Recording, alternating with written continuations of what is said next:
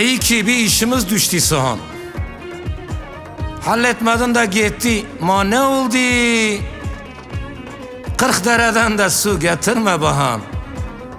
Hep salladın da gitti. Ma ne oldu?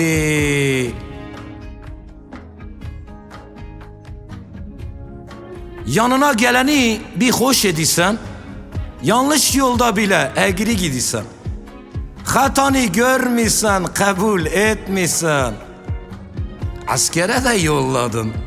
Ma ne oldu?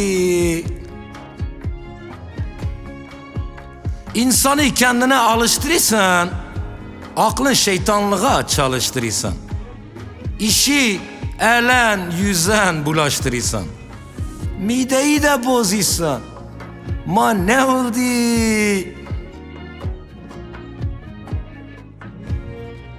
Sen gene kafana göre sazın çal.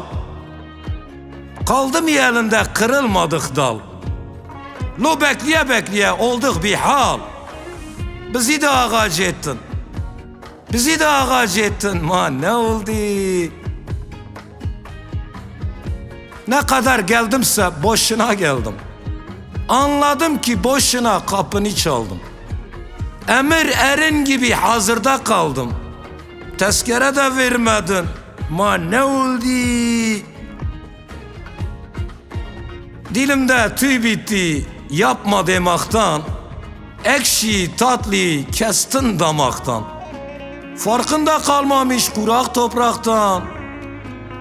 Gene bozdun oyunu.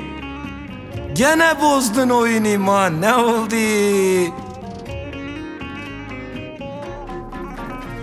Unutma. Unutma acele iş şeytan işi. Leblebi yerken kırdırır dişi. Sahan takıldıkça ağırttık başı. Değişmedin huyunu. Ma ne oldu? Bülbülün bağını baykuşlar aldı. Kemanı sahnede acemi çaldı. Şeyhinin bahçesi tarumar oldu. Bahçevan olamadın. Bahçevan olamadın. Ma ne oldu?